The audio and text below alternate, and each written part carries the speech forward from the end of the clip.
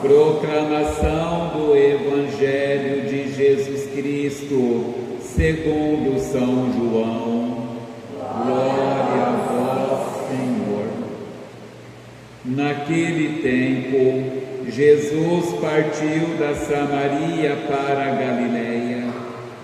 O próprio Jesus tinha declarado que um profeta não é honrado na sua própria terra.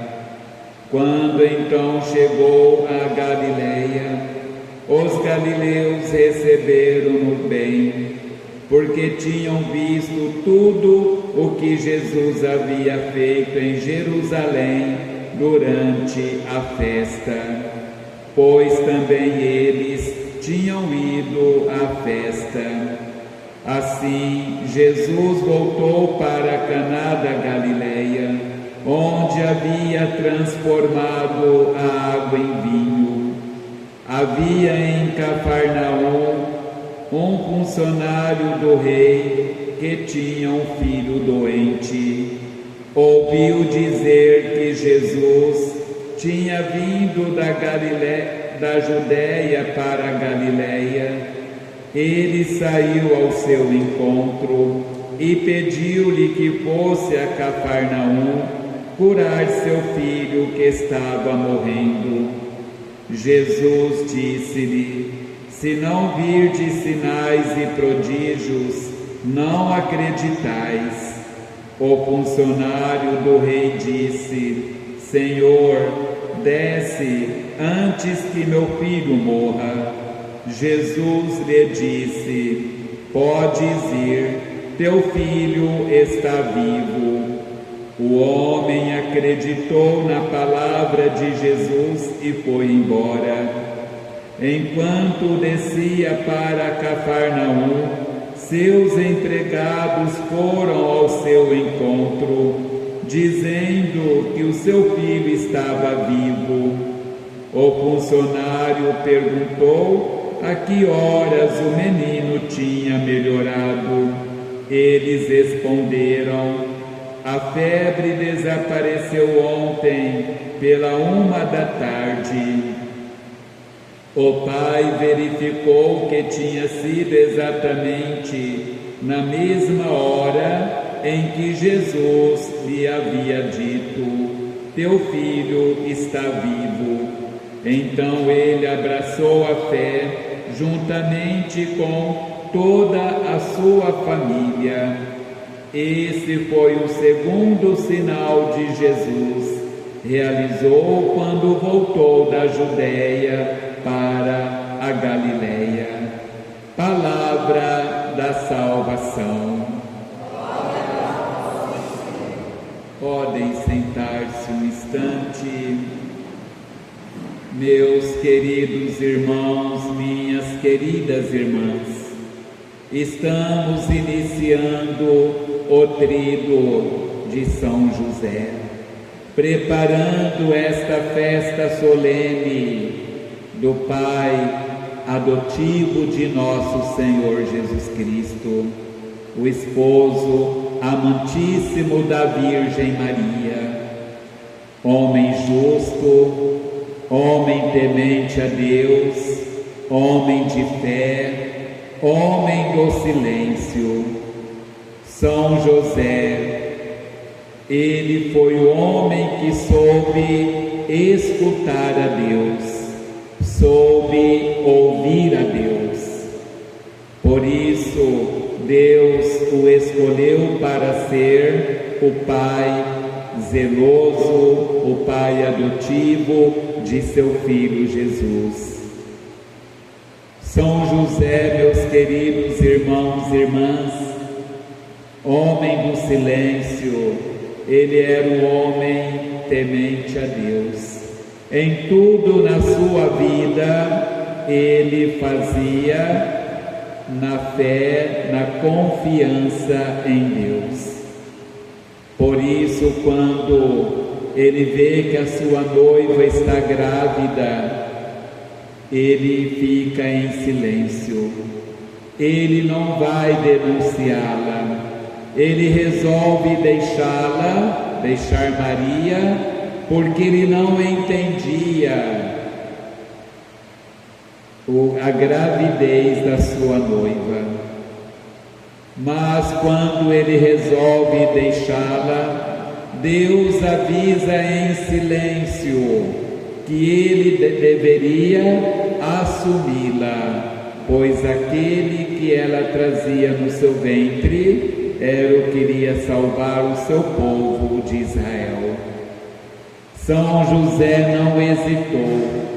Ele não hesitou, mesmo em sonho, ele acreditou, levantou-se, foi ao encontro de Maria e a tomou por esposa. O homem do silêncio, se ele tivesse denunciado, se ele tivesse difamado Maria, sua noiva, certamente ela teria sido morta, apedrejada com o Filho de Deus no seu ventre materno. Mas como José não era um homem difamador, mas era um homem do silêncio, Deus realizou nele grandes obras. Deus realizou nele obras admiráveis para cuidar daquele que veio para salvar a humanidade. Ele ocupa uma missão importante na história da salvação. E assim, meus irmãos e minhas irmãs, ele vai completar no sim de Maria o plano divino. A Virgem Maria disse sim. Ficou grávida do Filho de Deus pela ação do Espírito Santo. São José não hesitou em acreditar no sonho quando Deus lhe avisa e ele assume a paternidade do menino. E assim Deus vai realizar grandes obras na sua vida. Olhando para a imagem de São José, nós olhamos hoje também para a igreja, meus irmãos e minhas irmãs. A missão do reino de Deus, ela continua. A missão de salvar continua hoje no mundo através da igreja, através de homens que Deus escolhe e chama ao sacerdócio para o anúncio da boa nova do reino de Deus. A missão do reino de Deus continua através de mulheres que Deus chama, convoca, Deus tira, segrega do mundo para uma vida consagrada, para uma entrega total a serviço do reino de Deus. Por isso a nossa igreja é rica, a nossa igreja ela é preciosa, tão rica em vocações, meus irmãos e minhas irmãs, porque hoje no mundo quantas e quantas congregações religiosas nós temos na igreja, espalhada por este mundo afora, quantas e quantas comunidades de vida consagrada nós temos hoje, e o Espírito Santo vai suscitando na igreja, de acordo com cada época, cada realidade, ele vai suscitando novas formas de vida consagrada, que é uma riqueza, é um tesouro para a igreja, é uma riqueza, é um tesouro. Quando nós olhamos a congregação religiosa, uma comunidade de vida consagrada, onde tantas irmãs e tantos irmãos dão a vida pelo reino de Deus.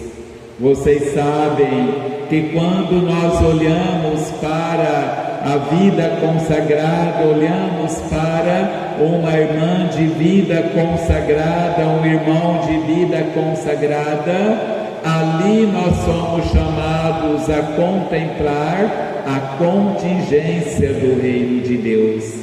Ali nós somos chamados a contemplar, pois na vida consagrada, o homem e a mulher consagrados a Deus já vivem neste mundo aquilo que um dia todos viverão lá na eternidade, pela renúncia, a renúncia de família, a renúncia de trabalho, a renúncia do matrimônio. São tantas renúncias que um chamado, um vocacionado, uma vocacionada, né? São tantas renúncias que acontecem para chegar a uma consagração perpétua, numa entrega total da vida nas mãos de Deus, a serviço da igreja, a serviço do povo de Deus. Assim, a nossa igreja tem um tesouro imenso, meus irmãos e irmãs, uma riqueza imensa, congregações milenares, comunidades, instituições de vida consagrada, né? Nós temos hoje este tesouro na nossa igreja, onde tantos e tantos homens e mulheres gastam a vida em favor do reino de Deus. Neste primeiro dia do Tríduo de São José, nós olhamos para esta maravilha do amor de Deus e como falta vocações, como falta jovens, rapazes, moças corajosos para renunciar o mundo, renunciar tudo para o seguimento do Evangelho.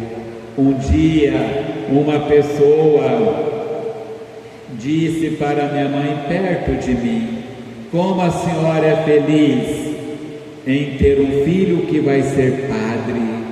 Eu disse para esta pessoa: olha, você olhar para uma mãe que entrega um filho, uma filha para ser padre é muito lindo. Agora eu quero ver vocês terem a mesma coragem. Vocês terem a mesma coragem, né, de orientar os filhos, de mostrar para eles a riqueza de uma vida consagrada, de uma vida sacerdotal. Olhar para uma mãe, um pai, uma família que entrega um filho, uma filha para Deus, é lindo, é maravilhoso, mas enquanto é filho do outro, mas depois que passa a ser um filho próprio, é difícil. Muitos não sonham com isto, muitos pais sonham em dar um curso, uma faculdade para um filho, uma filha, para ser médico, para ser advogado, para ser dentista, para ser agronomista, para ser não sei o que. Sonham, mas nunca sonham de um filho, uma filha dizer sim a Deus numa entrega total a serviço do reino de Deus. Peçamos neste primeiro dia, São José, que desperte na nossa juventude o espírito de santidade, primeiramente o espírito de pureza, no mundo onde a nossa juventude começa uma vida muito cedo, uma vida afetiva, sexual, né, dos prazeres, das imoralidades. São poucos que estão restando e que poderão ainda dar uma resposta ao chamado de Deus. Nós ouvimos aqui na liturgia de hoje a primeira leitura do profeta Isaías. É uma visão apocalíptica, é uma visão, meu irmão e minha irmã, escatológica, quando o profeta depois unindo também ao livro do Apocalipse, o profeta tem esta imagem de um novo céu e uma nova terra. E esta é a missão da igreja, preparar este novo céu e essa nova terra, pois a alegria da igreja só será completa quando nós vivemos um novo céu, uma nova terra sem maldade, sem violência, uma nova terra preparada por Deus para que nós possamos viver a nossa vida. E a cura que Jesus realiza ali no filho daquele chefe, né,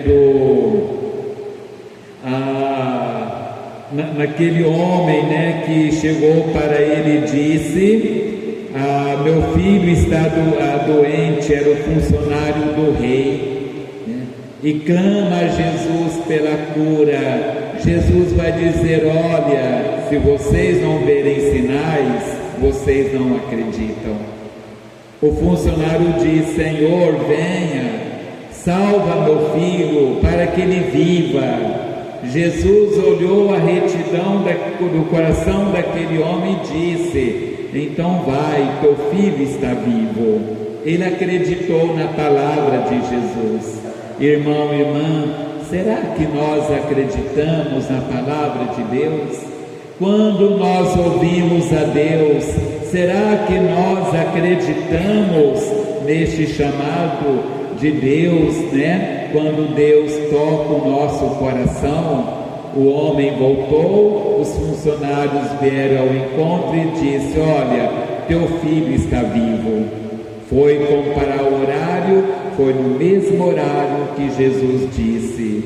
É um sinal, é uma visão apocalíptica, né, de uma transformação, de uma renovação de vida. É um mistério pascal, quando Cristo Jesus quer ressuscitar, curar muitos da morte do pecado e levá-los, né, à experiência de uma vida nova. É isto, meu irmão e minha irmã, que neste dia nós pedimos ao Senhor, que Ele suscite muitas vocações na igreja, muitos chamados, né? Tem poucas vocações, e as que tem hoje, as congregações, muitas comunidades estão envelhecendo, porque não está tendo resposta da nossa juventude, né? Lembrando que a vocação nasce da família, do coração da família é que nasce a vocação, o chamado para a vida consagrada, religiosa, sacerdotal.